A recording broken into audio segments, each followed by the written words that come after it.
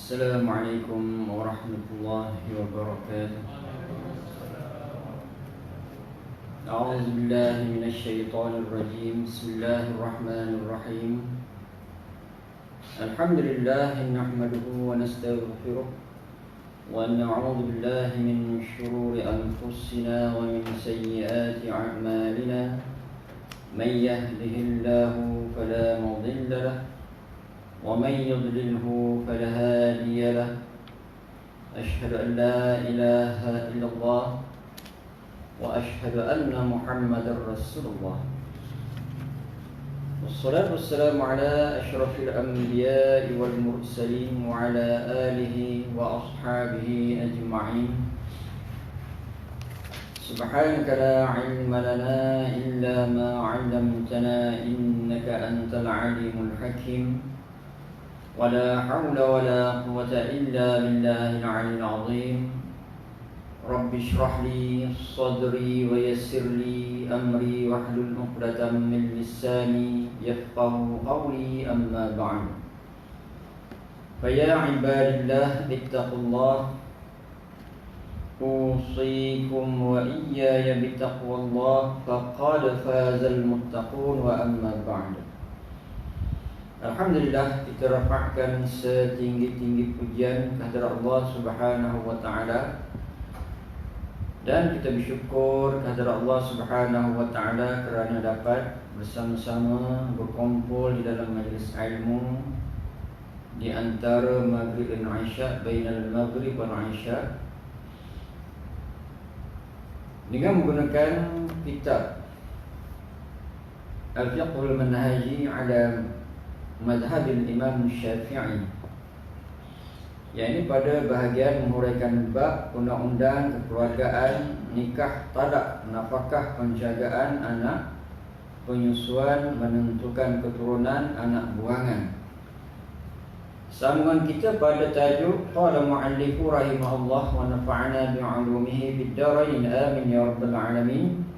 Kedudukan wali menurut susunan. Di situ kan? Betul. Takut terbaca lagi sekali.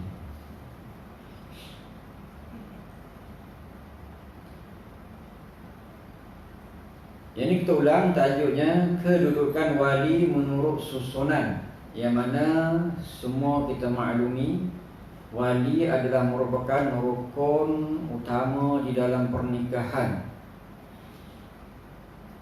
Yang ini sebagaimana secara sepintas lalu perbincangan tentang rukun nikah ini sudah kita tinggalkan perbincangannya.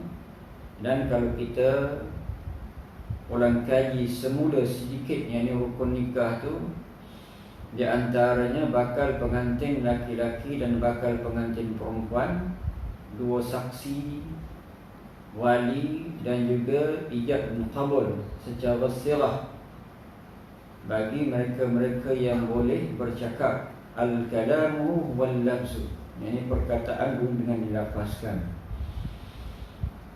Itu adalah merupakan secara asasnya rukun nikah yang perlu ada apabila hendak bernikah dalam majlis akad. Akad itu maknanya ikatan ijab dan qabul, aqaidul iman, simpulan iman ataupun ikatan iman. Dan begitu juga akad nikah ni, apa yang nak diikatkan, apa yang nak disimpulkan. Ijab dan qabul itu adalah kemuncak. Ijab itu adalah tawaran, qabul itu adalah penerimaan, tawaran bagi pihak perempuan melalui walinya, dan penerimaan qabul bagi pihak laki-laki, sama ada secara sendiri ataupun diwakilkan. Kedudukan wali menurut susunan. Sesungguhnya wali itu banyak. Walaupun sebegitu, wali dalam satu-satu akad nikah itu mesti secara susunan, tidak boleh melompat ataupun melangkaui susunan. Ada susunan yang tinggi dan ke bawah, dan ke bawah. Yang bawah tidak boleh menggantikan yang tinggi. Susunannya seperti berikut. Yang pertamanya bapa, yang kedua ayah kepada bapa, yakni datuk, Yang ketiga, adik-beradik lelaki seibu sebapa. Mana adik-beradik lelaki seibu sebapa ni bagi pengantin perempuan. Seibu sebapa ni sama bapa sama mak. Adik-beradik lelaki sebapa, maknanya bapa sama ibu lain. Yang kelima, anak saudara, yakni anak kepada adik-beradik lelaki seibu sebapa, anak saudara. Yang keenam, anak saudara, anak kepada adik-beradik lelaki sebapa. Seibu sebapa tu kuatlah, sama ibu sama ayah.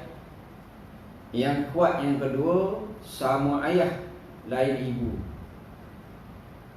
Yang ketujuh, bapa saudara seibu sebapa, adik-beradik laki-laki kepada bapa yang seibu sebapa, bapa saudara.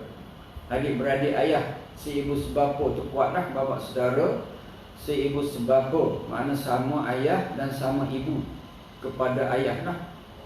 Mana adik-beradik kandung ayah, adik-beradik kandung ayah. Adik-beradik kandung ibu tak boleh jadi wali. Yang boleh jadi wali sebelah ayah. Adik-beradik, yang ni bapa saudara seibu sebapa masuk di sini. Adik-beradik kepada ayah seibu sebapa, atuk sama, nenek sama. Bapa saudara sebapa, adik-beradik laki kepada bapa yang sebapa. Yang ni bapa saudara, adik-beradik sebelah ayah yang satu datuk, tapi ibu lain, nenek lain. Lepas tu turun kepada sepupu, anak lelaki kepada bapa saudara seibu sebapa. Yang ke-10, yakni sepupu, anak lelaki kepada bapa saudara yang sebapa. Dan kalau kita boleh buat kesimpulan di sini, bermaksud bapa saudara itu selepas daripada anak saudara pengantin. Bapa saudara, adik-beradik ayah itu kedudukannya selepas daripada anak saudara pengantin dari segi hak wali. Tuan-tuan boleh perasan tak? Jadi selagi ada anak saudara kepada pengantin perempuan, bakal pengantin perempuan, bapa saudara tidak ada hak untuk jadi wali. Yang ni bapa saudara tu adik-beradik kepada ayah, boleh jadi wali apabila yang nombor 1, nombor 2, nombor 3, nombor 4, nombor 5, nombor 6 tu tidak ada. Baru boleh bapa saudara jadi wali. 1, 2, 3, 4, 5, 6. Yang atas tu tidak ada, barulah bapa saudara boleh jadi wali kepada anak saudara. Selagi ada yang atas 6 itu tidak boleh, mesti diberi hak wali kepada yang atas dan atas dan atas dan atas. Melainkan syarat-syarat wali itu gugur daripada wali-wali itu, barulah boleh berpindah kepada wali yang lebih jauh. Maksudnya konsep wali ni dia ada wali akrab, wali dekat. Ada wali ab'ad, wali jauh. Qarib tu dekat, ba'id tu jauh. Boleh ambil ingat yang tu. Kadang-kadang ada orang keliru. Kan bapa saudara dia ada, kenapa anak saudara dia nak nikahkan dia? Kan bapa saudara tu kan nampak orang lebih dewasa, lebih ada suara. Tidak, tapi dalam hak perwalian ini, anak saudara kepada bakal pengantin, yang perempuan itu lebih berhak dari segi hak wali berbanding dengan bapa saudara kepada bakal pengantin. Walaupun anak saudara tu dia masih muda, bapa saudara tu sudah berumur, tidak, bukan kira umur di situ, tetapi taraf hak perwalian itu yang mana lebih dekat nasab, yang mana lebih dekat tali keturunan. Yang lebih dekat tali keturunannya adalah anak saudara berbanding dengan bapa saudara.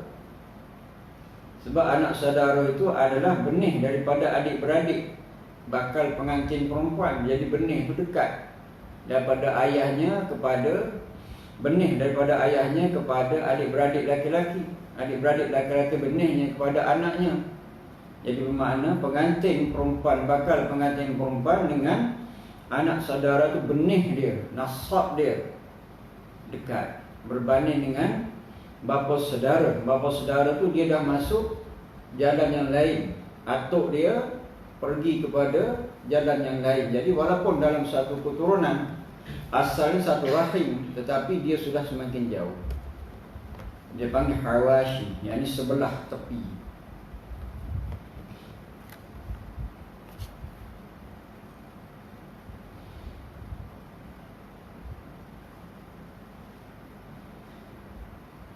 Boleh faham di situ. Bagi faham yang itu dulu. Susunan itu memang itulah susunannya. Tidak boleh diterbalik-terbalikkan. Itulah susunannya. Boleh ya? Ya Allah, boleh faham itu. Sebab di situ ramai orang yang keliru. Sebab bapa saudara itu dari segi umurnya lebih, pengalamannya lebih, dihormati itu lebih, berbanding dengan anak saudara. Jika kesemua wali di atas tidak ada, jika ni kalau tak ada wali di atas, jika semua wali di atas tidak ada, maka wali adalah wali sultan, sebagaimana sabda Rasulullah sallallahu alaihi wasallam, "Fasultan waliyu man la waliya lahu." Yang bermaksud, maka sultan, yakni pemerintah, menjadi wali bagi sesiapa yang tidak ada wali. Kalau 10 wali yang atas itu tidak ada, meninggal dan sebagainya, tidak dapat dikesan, dah pupus, yang mana hak perwalian itu diberikan kepada wali hakim. Ini dipanggil sebagai wali hakim. Wali hakim itu wali pemerintah. Mungkin tertimbul di fikiran kita, di Malaysia kita ni Islam, okeylah walinya hak sultan ada, agung ada. Di negara yang tidak ada, pemerintahnya bukan orang Islam, macam mana?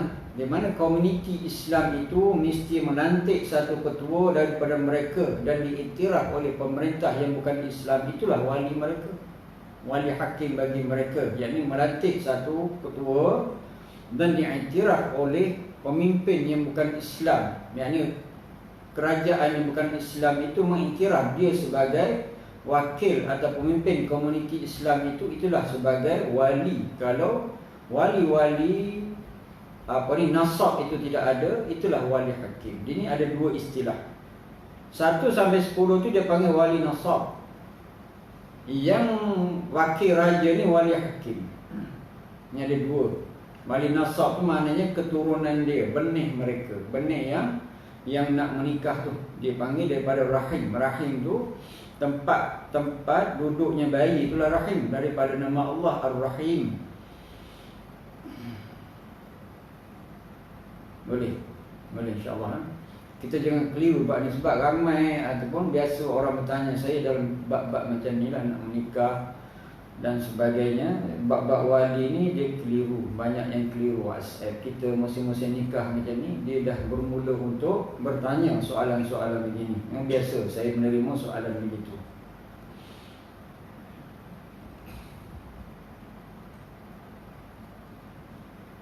Tajuk yang seterusnya, anak lelaki tidak boleh menjadi wali kepada ibunya. Jelas. Kalau kita faham konsep yang atas tadi, anak lelaki tidak boleh menjadi wali kepada ibunya. Itu tajuknya. Keterangannya, anak lelaki dan cucu lelaki tidak boleh menjadi wali kepada ibu atau neneknya. Anak tidak boleh menjadi wali untuk mengahwinkan ibunya kerana keduanya tidak mempunyai perkongsian dalam keturunan. Ini kerana ibu dan anak lelakinya dinasabkan kepada bapa masing-masing, kecuali anak lelaki kepada bapa saudara ibu. Oleh itu, jika terdapat anak lelaki kepada anak lelaki bapa saudara itu, cucu bapa saudara ibu, dan tidak ada wali lain yang lebih hampir, dia boleh mengahwinkannya. Asalnya anak lelaki tidak boleh menjadi wali kepada ibunya, sebab ibunya keturunan yang lain. Anak laki-laki itu keturunan benih ayahnya, benih suami ibu tu. Kan seorang yang lahir itu daripada benih seorang suami. Cuma ibu tu, isteri tu tempat untuk menyimpan benih. Kelahiran bayi itu asal daripada benih suaminya. Dan yang mengandung itu benihnya ayahnya. Ayah kepada ibu tu kan. Macam kita lah, kita ambil contoh kita. Kita ni benih asalnya ayah kita. Mak kita kelahirannya benih atuk kita. Atuk kita sebelah mak. Maknanya dari segi nasabnya begitu. Maknanya dari segi nasabnya tidak ada kaitan dengan hak perwalian. Wali ni mesti orang yang satu nasab. Macam kita ni, nasab kita, makna benih kita ayah kita. Ayah kita benihnya atuk kita. Atuk kita benihnya moyang kita. Moyang kita benihnya apa tadi? Monyet apa? Bahasa Melayu kita dia sampai situ aja. Kalau bahasa Arab dia banyak-banyak lagi. Dia makna ke atas begitu. Dia benih ni sebelah laki-laki.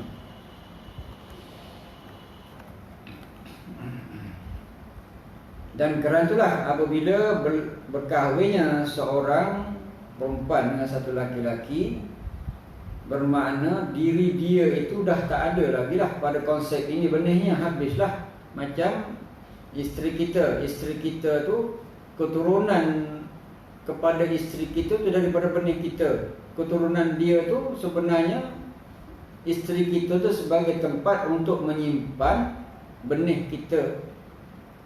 Sebagai tempat menyimpan benih kita. Asalnya benih kita kepada anak kita. Jadi isteri kita tu, dia punya seolah-olah berhenti, dia punya nasabnya segitu, berhenti di situ. Tu habis. Boleh faham situ? Boleh, insya-Allah. Syarat wali pula. Ini penting, syarat wali ni. Ini kita nak faham syarat sebagai wali. Sebab boleh hilang satu daripada syarat ini, walaupun dia benar sebagai bapa, sebagai datuk, ataupun adik-beradik seibu sebapa, ataupun adik-beradik sebapa. Tapi kalau hilang satu daripada syarat ini, dia tidak boleh jadi wali. Dan di antara yang tidak disebut di sini pula, adik-beradik seibu. Adik-beradik seibu tidak boleh menjadi wali. Maknanya ayah lain, ibu sama. Bermakna benih yang tak sama, benih daripada jalur yang lain. Yang ni adik-beradik biasa kan ada dalam masyarakat mana-mana sekalipun di atas muka bumi ni, adik-beradik seibu tapi bapa berbeza. Mak sama tapi ayah lain. Yang tu tidak boleh jadi wali. Dalam kes adik-beradik seibu, dalam kes mendapat harta pusaka, mereka boleh dapat harta pusaka dengan syarat-syaratnya lah kalau kita belajar dalam bab faraid. Tapi dalam kes perwalian tidak boleh, sebab bukan satu nasab. Jadi ibu tu tempat untuk menyimpan benih suami-suami dia lah. Kalau dia pernah menikah dengan orang lain, makna benih itu daripada suami dia. Anak lahir, dia bercerai, dia kahwin dengan orang lain, jadi benih suami yang kedua. Anak tu pada suami yang kedua. Jadi ibu tu ataupun isteri itu tempat menyimpan benih suami yang bercerai dan berkahwin, bercerai dan berkahwin. Jadi begitu. Itulah peranan seorang ibu, besarnya kedudukan seorang ibu ni. Allah Subhanahu wa taala yakni menamakan tempat menyimpan bayi itu Rahim, daripada nama Allah Ar-Rahim. Syarat wali sama ada bapa ataupun bukan, disyaratkan dengan syarat-syarat berikut. Yang ni wali, tak kira lah ada yang 10 syarat ini, 10 wali ini, syarat ini. Yang bukan tertakluk kepada bapa saja, bukan wali bapa saja, tapi 10 wali nasab ini, inilah dia punya syaratnya. Mesti nak ada syarat-syarat wali ini. Yang pertama, orang kafir tidak boleh mengahwinkan perempuan Islam kerana tidak ada al-wilayah, kekuasaan orang kafir terhadap orang Islam. Firman Allah Ta'ala, وَلَنْ يَجْعَلَ اللَّهُ لِلْكَافِرِينَ عَلَى الْمُؤْمِنِينَ سَبِيلًا. Surah An-Nisa ayat 141. Ia bermaksud, dan Allah tidak sekali-kali akan memberi jalan kepada orang-orang kafir untuk membinasakan orang-orang yang beriman. Juga kerana al-wilayah dalam perkahwinan merujuk kepada golongan asabah dalam masalah harta pusaka. Dalam masalah ini, orang Islam dan orang kafir tidak boleh saling mewarisi harta pusaka antara satu sama lain.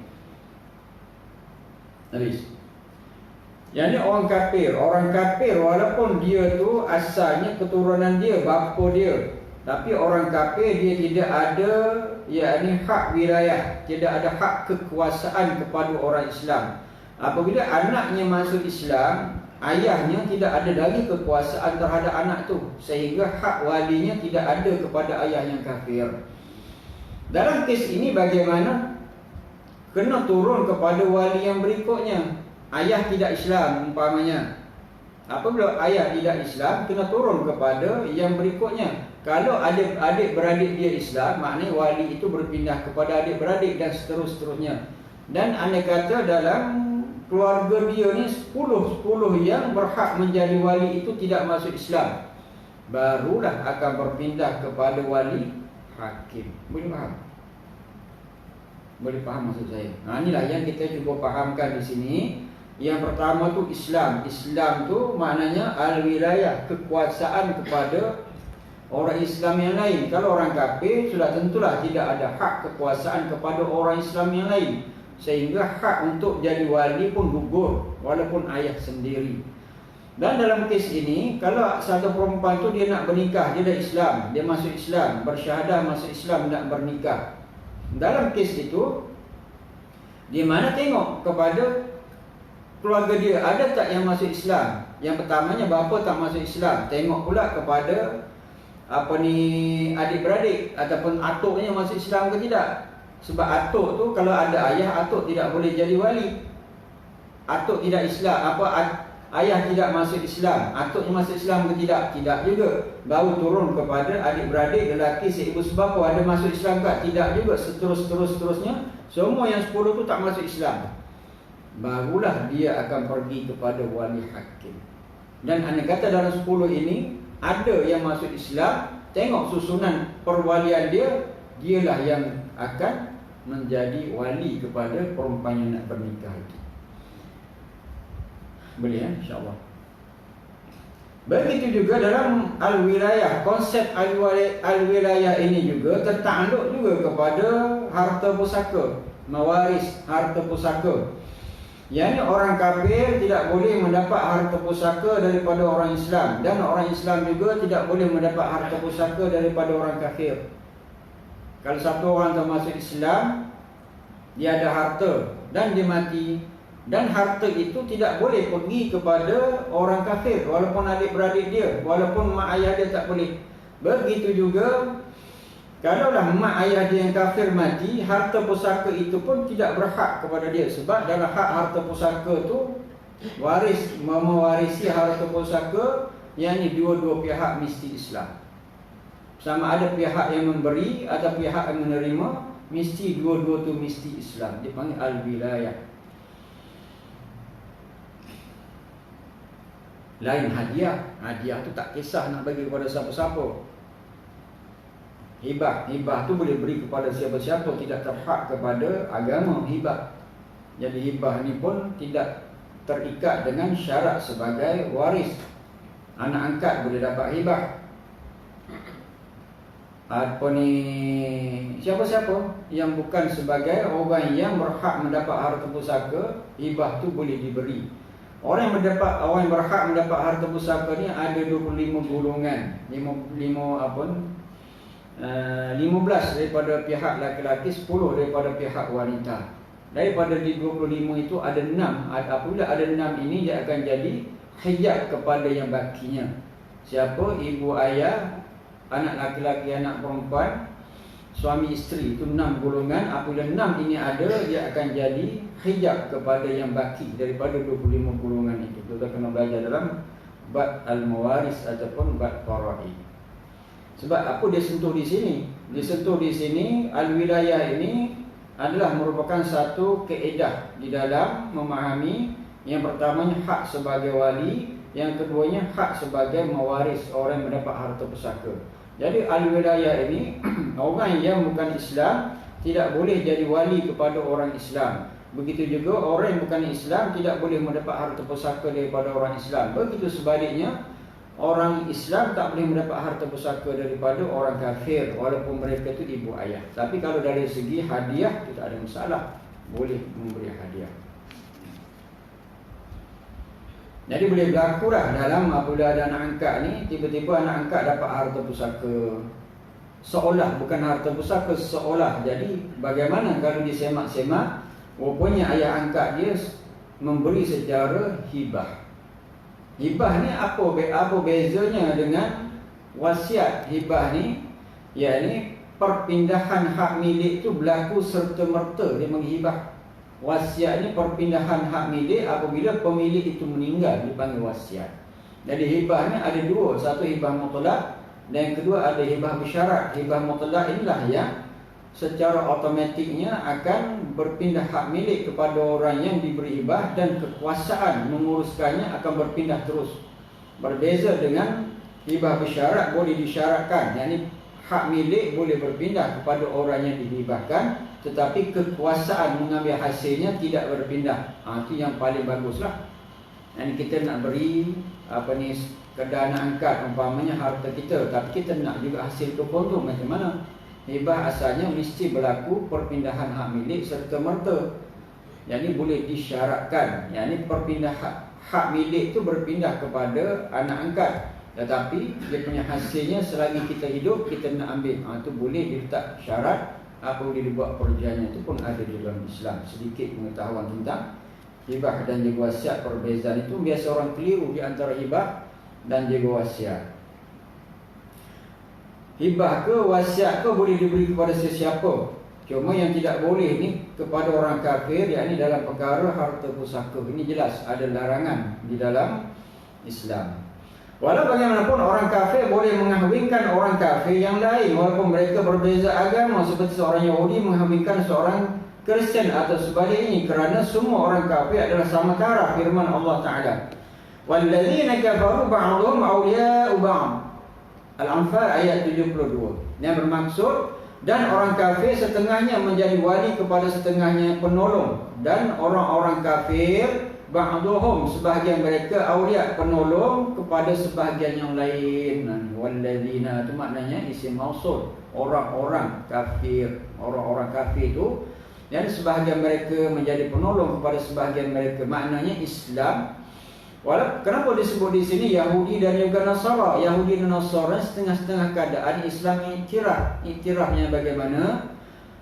Orang Islam boleh bernikah dengan orang Yahudi, perempuan Yahudi. Laki-laki Islam boleh bernikah dengan perempuan Yahudi walaupun mereka tidak mengucap dua kalimah syahadah. Tapi syaratnya lelaki itu mesti Islam dan perempuan itu adalah Yahudi. Walaupun tidak mereka mengucapkan dua kalimah syahadah, walaupun mereka tidak mengucapkan dua kalimah syahadah, boleh bernikah. Yang tidak bolehnya laki-laki Yahudi bernikah dengan perempuan Islam tanpa mereka masuk Islam, itu tidak boleh. Tapi dalam kes ini maknanya disebut Yahudi dan Nasrani ataupun Kristian ni, mereka ni ada sedikit pertalian dengan kita. Asalnya mereka menerima kitab samawi. Mereka ni golongan asalnya pernah mentauhidkan Allah Subhanahu wa taala, dan di atas di atas kesinambungan itulah Islam sedikit memberi iktiraf kepada mereka, sehingga dalam hak perkahwinan itu boleh bernikah dengan orang Yahudi, yang perempuan Yahudi, walaupun mereka tidak masuk Islam. Begitu. Dan kerana itulah apabila orang Yahudi menjadi wali kepada orang Kristian ataupun Nasara pun boleh, Nasara menjadi wali kepada orang Yahudi pun boleh. Dan andai kata mereka itu masuk Islam, contohnya orang kafir, dua-dua masuk Islam suami isteri, di mana apabila mereka masuk Islam, mereka tak perlu bernikah semula. Apa yang mereka lakukan masa pernikahan masa kafir dahulu diterima oleh Islam. Habis. Yang kedua, syarat yang kedua, syarat wali yang kedua, adil. Apa maksud adil di sini? Maksud adil di sini bukan seperti kita faham. Kalau ada RM100, ada dua orang anak 50-50, atau biasa kita faham separuh-separuh, haf-hafkan 50-50. Itu adil yang kita faham. Tapi apa yang dimaksudkan adil dalam Islam ni, Ini bagaimana maksud adil, yang ini tidak fasik, iaitu wali tidak melakukan dosa-dosa besar, tidak berterusan melakukan dosa-dosa kecil, dan tidak melakukan perkara-perkara yang menjatuhkan maruah seperti kencing di jalan-jalan raya, berjalan dengan berkaki ayam dan sebagainya. Ini wali ni. Wali nak jaga ni. Kita nak jadi wali atau pernah menjadi wali. Jadi wali ni yang pertamanya di antara syaratnya mesti adil. Adil maksud di sini tidak melakukan dosa besar. Apa satu orang tu melakukan dosa besar, sekali melakukan dosa besar fasik. Tinggal sembahyang sekali dengan sengaja fasik. Dia punya cok tu terus fasik. Kalau benda tu terjelas boleh nampak ada cok, dia ni orang fasik, ulu ke dia memang fasik. Tapi cok tu akan ada di sisi malaikat. Cuma tak nampak kepada zahir kepada kita lah. Seseorang yang melakukan dosa besar seperti dia membeli nama ekor, sengaja beli nama ekor, online ke tidak online, dia akan jadi fasik, dosa besar, kena bertaubat cepat tu. Dan seorang yang berkekalan melakukan dosa kecil, berterusan melakukan dosa kecil, dia tidak bertaubat kepada Allah, dia tu orang yang fasik. Dan sebaliknya, seseorang yang menghalalkan dosa, dia akan keluar Islam. Itu beza. Seorang yang dia tak sembahyang, kita tanya dia kenapa tak sembahyang? Malas. Malas tu dia fasik lagi. Kenapa tak sembahyang? Mana ada sembahyang-sembahyang. Makna dia tahu sembahyang tu adalah wajib, tetapi dia menafikan hukum wajib itu, boleh keluar Islam. Itu beza di antara malas dan juga menafikan hukum wajib di dalam Islam. Jadi bab wali ni nak jagalah adil. Adil ni adalah perkara utama. Apa maksud adil di sini? Tidak melakukan dosa besar dan tidak berkekalan melakukan dosa kecil. Itu panggil adil. Begitu juga kalau kita belajar dalam ilmu mustalah hadis, yakni adil itu sama maksudnya dengan thiqah. Mana benda tu sama. Mana thiqah dan juga adalah tu adalah memberi maksud yang sama. Kadang-kadang di antara syarat sanad perawi yang diterima dia punya hadisnya, satunya thiqah, diri dia tu thiqah, dipercayai, dan kadang-kadang dipanggil sebagai adil, adalah. Begitu juga istilah ini digunakan pakai di dalam syarat kepada wali. Wali itu mesti adil. Adil di sini tidak melakukan dosa besar dan tidak berkekalan melakukan dosa kecil. Dan orang yang sebagai wali ini hendaklah menjaga maruah dia. Jaga maruah dia, jangan kencing merata-rata. Kencing merata-rata, kencing di jalan-jalan raya ni, orang ni tidak ada maruah.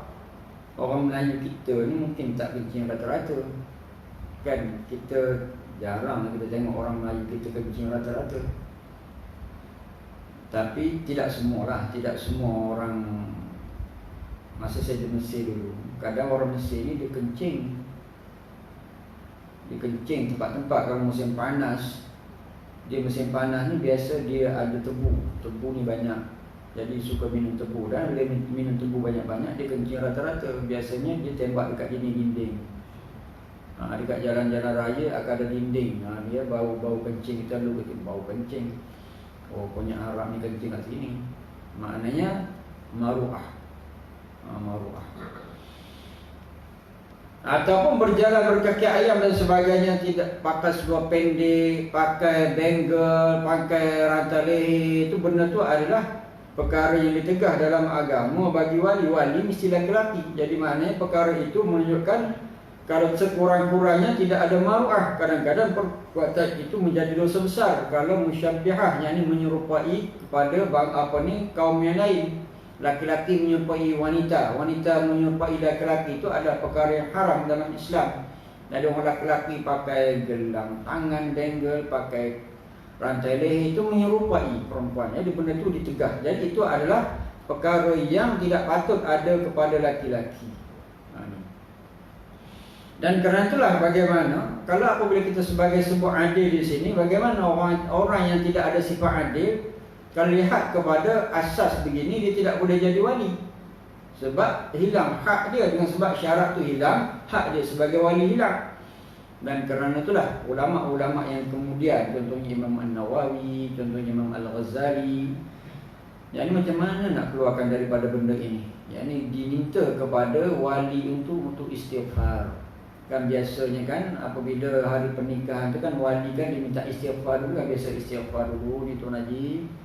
Maknanya inilah kaedahnya, mudah-mudahan yang dia keluarlah daripada batas fasik itu. Mana dia jadi orang yang tidak fasik, ataupun dia ni jadi orang yang adil, dia dapat hak dia sebagai wali. Dan ulama-ulama, kata setengah ulama, nak di-quarantine dulu. Orang macam ni di-quarantine dulu, bagi istighfar dulu, lama-lama dia istighfar dulu. Sebab nak hilang ni. Kalau dia masih dalam keadaan fasik, kalau ikutkan kepada syarat sebagai wali, dia tidak ada adil, maknanya tidak boleh jadi wali. Macam bagaimana? Dan kerana itulah peranan sebagai orang yang bakal bernikah ni, Islam ajar begitu. Kadang masyarakat sekarang mungkin tidak ambil peduli dalam bab itu. Kalau nak menikah tu seronok, sampai tanpa fikir perkara-perkara agama. Sepatutnya pengantin perempuan ini lebih memainkan peranan. Kalau ayahnya ni pakai seluar pendek, tegur, ayah nak nikahkan saya ni. Macam mana ayah nak nikahkan saya pakai seluar pendek? Tidak ada sifat adil. Ayah tak semayang, macam mana nak nikahkan saya? Ayah tidak ada sifat adil. Kena main peranan lah. Cuma sekarang ni tidak ada pun. Bukan kita kata semua tidak ada, tapi tidak ambil peduli dalam bab itu. Paling tidak pun dia akan menjadi sebagai dakwah kepada orang tua yang tak semayang-semayang. Sebab apa? Dia nak jadi wali. Yang pakai seluar pendek, dia pakai seluar panjang tutup aurat sebab dia nak jadi wali. Yang pakai bengkel, pakai rata leher, dia buang semua tu sebab apa?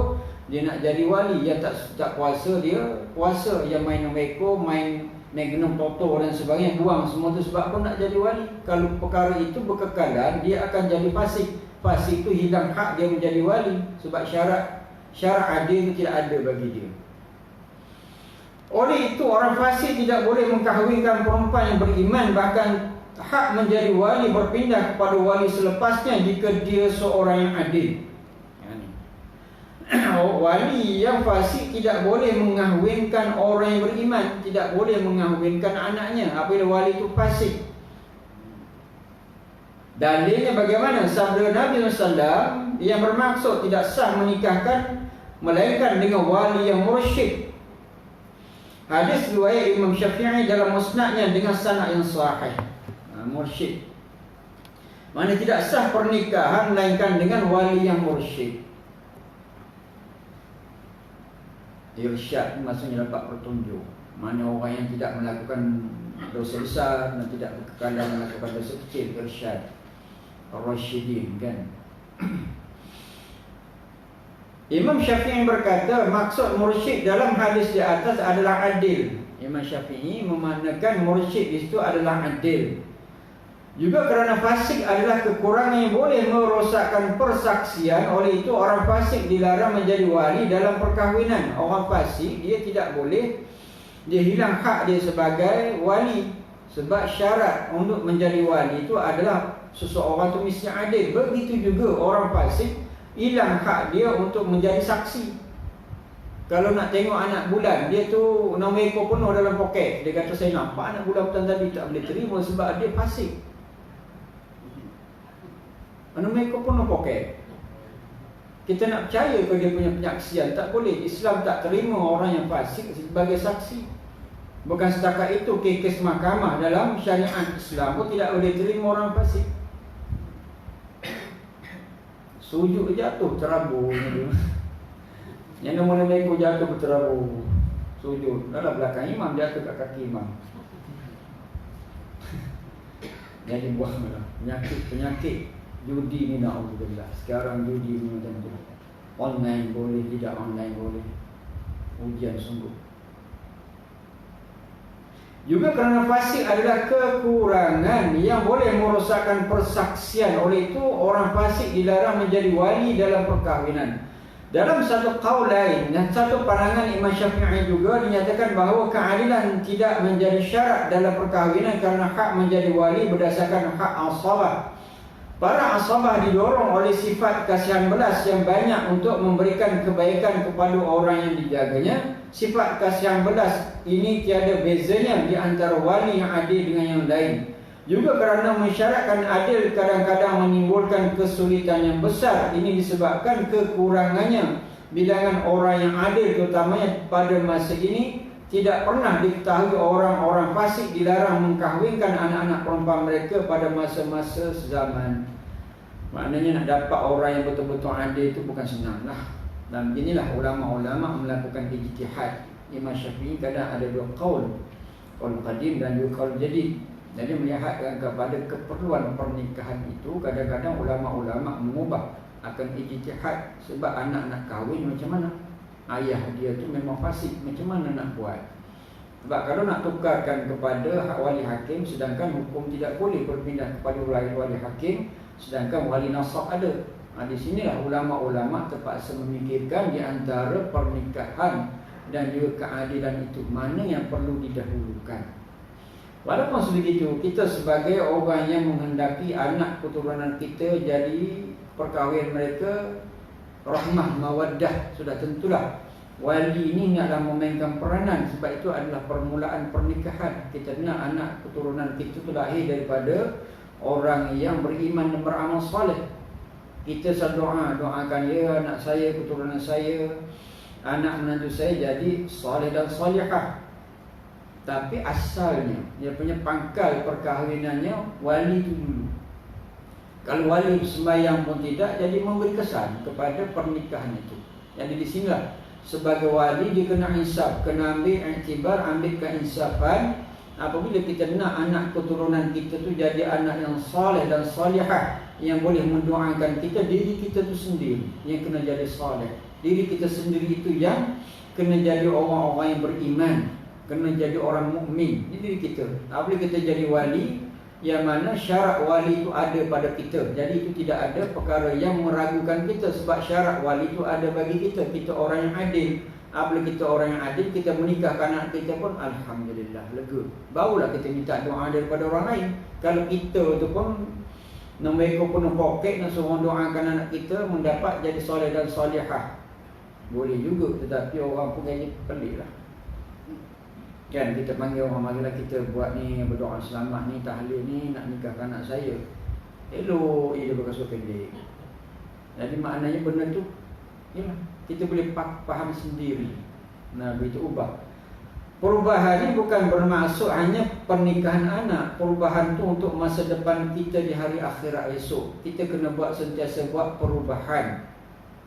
Dan itulah bagaimana Allah Subhanahu Wa Taala menyebut Allah Subhanahu Wa Taala menjadikan Allahul ladzi khalaqal mauta wal hayata liyabluwakum ayyukum ahsanu amala. Allah Subhanahu Wa Taala memilih daripada kalangan kita tu mana yang lebih baik amalan kita, yang bukan setakat baik tapi lebih baik, excellent.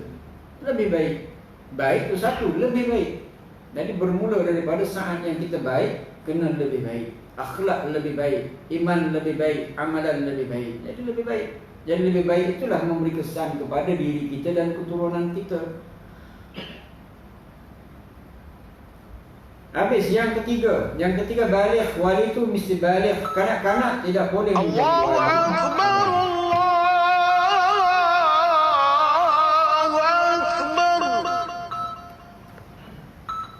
Allahu Akbar.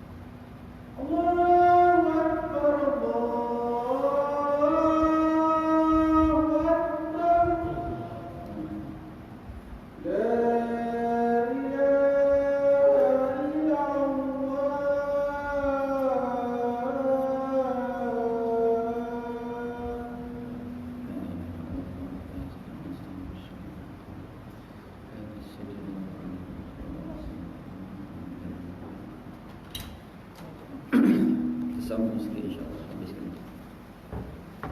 Syarat yang ketiga bagi wali adalah baligh. Ini syarat yang ketiga bagi wali, yakni baligh. Kanak-kanak tidak boleh menjadi wali kerana dia tidak boleh menguruskan dirinya sendiri. Oleh itu tidak boleh menjadi wali kepada orang lain. Oleh itu dia tidak boleh menjadi wali kepada orang lain adalah lebih utama. Mana kanak-kanak yang belum baligh tidak boleh menjadi wali. Kalaulah syarat ini tidak ada kepada wali yang dekat, wali akrab, dia akan turun kepada wali yang lebih jauh. Sebab syarat ini tidak ada. Umpamanya si bakal pengantin itu ayahnya tidak ada, sebab ayah itu sudah tentu baligh. Tak mungkin ayah tak baligh. Kadang ayah tak baligh. Tak mungkin ayah tak baligh. Nanti orang tanya pula, ayah tak baligh macam mana? Tak ada, ayah mesti baligh. Apa tanda baligh? Kerana itulah kita nak faham apa maksud baligh. Baligh itu apa? Baligh ni maknanya sampai umur dalam Islam.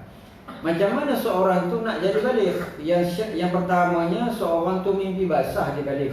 Berlaku kepada laki-laki dan perempuan. Baligh itu syarat yang utama lah. Nak jadi baligh ni tanda baligh yang utamanya adalah mimpi basah. Berlaku pada laki-laki dan perempuan, mimpi keluar mani. Yang keduanya berlaku kepada perempuan sahaja, yakni dia keluar haid. Haid ni biasa kanak-kanak perempuan yang subur 9 tahun atas dia datang haid. Yang ketiganya mengandung. Seorang yang dia mengandung sudah tentulah dia baligh. Orang tak baligh tak mengandung. Adatnya begitu, hukum adatnya begitu.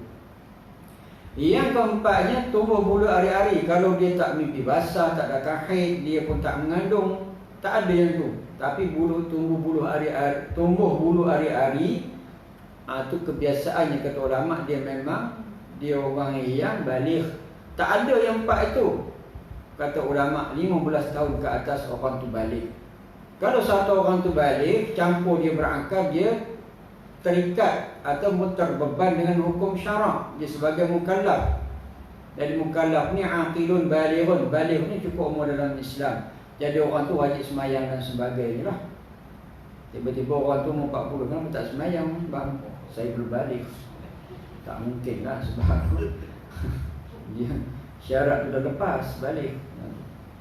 Jadi baligh ke mana?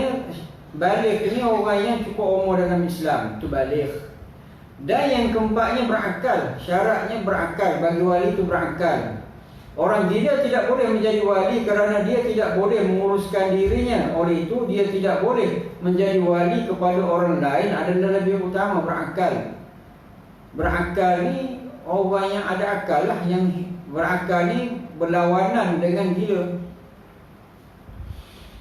Jadi dua gabungan ini. Apa dimaksudkan dengan mukallaf? Mukallaf ni gabungan aqilun balighun, berakal dan baligh, dipanggil mukallaf.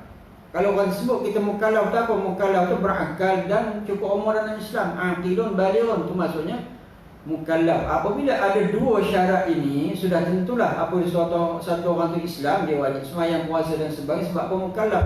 Taklif bagi dia ni kena. Hukum taklif tu apa? 5. Wajib, sunat, haram, makruh dan harus. Hukum taklif. Hukum taklifi. Dia ada satu lagi hukum wada'i. Yang hukum taklif tu maknanya orang yang Islam aqilun balighun, makna dia sebagai mukallaf, dia kenalah hukum-hukum itu.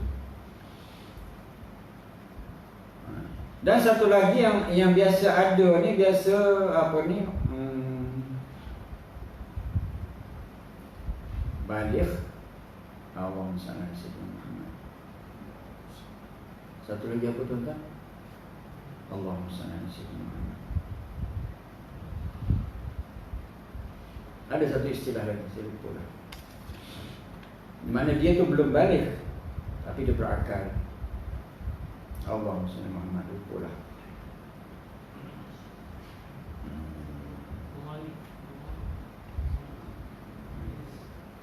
Apa? Boleh ingat, tak ingat.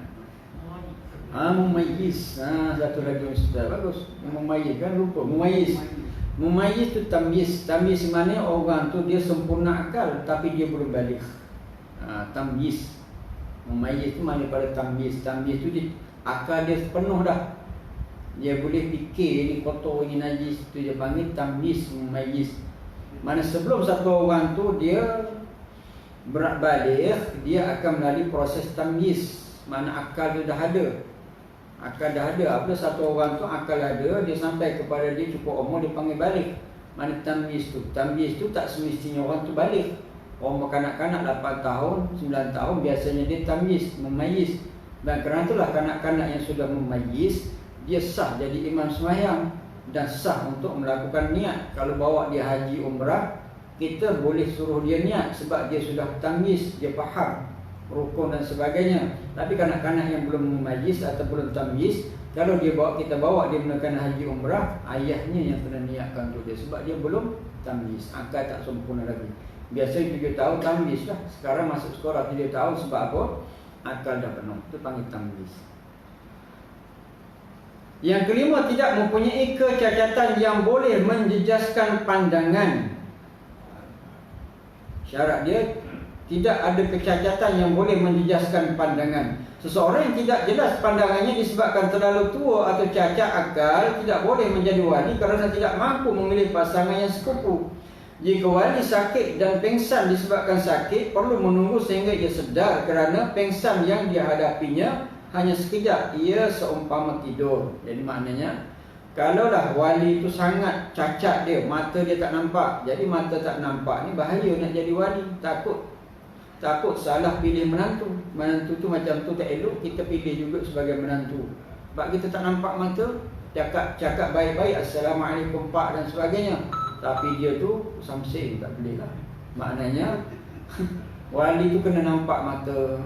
Kalau wali tu bermasalah begitu, kena turun kepada yang lain yang sempurna penglihatan dia. Sebab nak jadi wali ni, sebab anak kita tu nak lahirkan zuriat yang macam mana? Zuriat yang salih dan salih. Wali tu nak sempurna matanya. Dan kalau wali tu dia selalu pengsan, kena tunggu dia sedar, barulah dia boleh jadi wali. Yang kena, wali bukan orang yang dilarang oleh syarak membelanjakan hartanya disebabkan safih. Maksud orang yang dilarang oleh syarak membelanjakan hartanya disebabkan safih adalah kerana mereka membazirkan hartanya. Mereka tidak boleh menguruskan dirinya. Tentulah lebih utama lagi mereka tidak boleh menguruskan orang lain. Safih ini orang yang boleh katakan dia bukan gila, tapi kadang-kadang dia bawah pada gila, atas pada gila sikit. Maknanya dia lumu lah, dia halang-halang, itu lumu. Kalau bagi duit, dia tak tahu nak guna sebenar duit, kena tipu di orang saja. Itu dia maksudnya itu. Dia bukan gila, dia boleh hidup, boleh makan, minum, bukan gila. Dia pandai juga pilih yang elok, tapi kadang-kadang dia ni lumu sikit. Orang kata A, dia kata B. Kalau kita panggil orang kata mesyuarat, pening kita. Kita nak mesyuarat, nak buat ni, surau kita ni, nak bina-bina semua ni. Elok-elok kita kalau pergi melancarkan kau, elok tak? Dia orang macam ni, dia sapih lah, mana dia kurang sikit. Dia elok, orang ni pening-pening nak buat ni, berapa belanja ni, berapa ratus ribu kita nak usaha dia, elok-elok je kita pergi Langkawi, bagus ni dia. Dia sapih maksudnya. Dia tak boleh beri duit pada dia, dia akan jadi habis. Dia bukan gila. Begitu. Orang macam ni pun tidak boleh jadi wali. Jadi garuk dia. Yang ketujuh, bukan orang yang berihram. Orang yang sedang berihram haji atau umrah tidak boleh mengahwinkan orang lain sebagaimana yang difahami daripada hadis sebelum ini yang bermaksud, yakni orang dalam ihram haji dan umrah. Muhrim lah, muhrim ni orang dalam ihram haji ataupun umrah. Mahram tu orang yang tak boleh nikah, muhrim. Mana orang dalam ihram haji ataupun umrah, dia tidak boleh bernikah dan dinikahkan. Bagaimana? Berdasarkan pada hadis yang disebut sebelum ini, hadis bermaksud hadis riwayat Imam Muslim, orang yang berihram, lelaki dan perempuan, tidak boleh berkahwin dan tidak boleh dikahwinkan dengan perempuan yang berihram ataupun tidak. Mana dalam urusan menikah ataupun dinikahkan tidak boleh bagi orang dalam ihram. Sehingga kalau dia ni nak nak wakilkan wali pun tidak boleh. Contohnya ayah duduk di Mekah sana musim haji, lepas tu hajah pun dah dalam ihram, haji ifrat. Ni sampai ifrat tu anak kat kampung yang kahwin pula. Jadi kes macam ni, yang kes macam ini ayah pun tidak boleh terlibat dalam hak wakil wali, tak boleh. Dia tak boleh terlibat dalam perkahwinan. Nanti kita akan bincang lah dalam bab ni. Siapalah wali, apabila wali akrab tu ada dalam kes inilah dia akan berpindah kepada wali hakim. Dia tidak pergi kepada ke bawah sebab wali tu masih ada. Wali dalam ihram akan pindah kepada wali hakim, atau wali dalam permusafiran lebih 2 marhalah, yakni wali tidak pindah kepada wali yang ke bawah, akan pergi kepada wali hakim. Begitu. Sebab wali itu masih ada. Yang terakhir, peringatan jika syarat di atas tidak ada pada wali tersebut, hak sebagai wali berpindah kepada wali selepasnya memiliki syarat-syarat wali yang sempurna, kecuali dalam masalah wali berihram, ia tidak berpindah kepada wali selepasnya kerana ihram tidak membatalkan hak-hak wali selagi dia masih adil dan boleh melihat. Cuma yang dilarang adalah mengahwinkan sahaja. Walau bagaimanapun dalam hal wali ihram, hak mengahwin berpindah kepada sultan. Maksudnya maknanya selagi wali itu ada syarat ini, selagi wali ini ada 7 syarat ini, tidak boleh berpindah kepada wali yang ke bawah. Dan bagaimana nak selesai masalah ini? Berpindah kepada wali hakim. Walaupun anak dia ada, tapi ayahnya tengah buat umrah, tengah buat haji dalam ihram, tidak boleh dia menikahkan anaknya. Yang ini kena pindah kepada wali hakim. Sebab wali ini ada 7 syarat ni.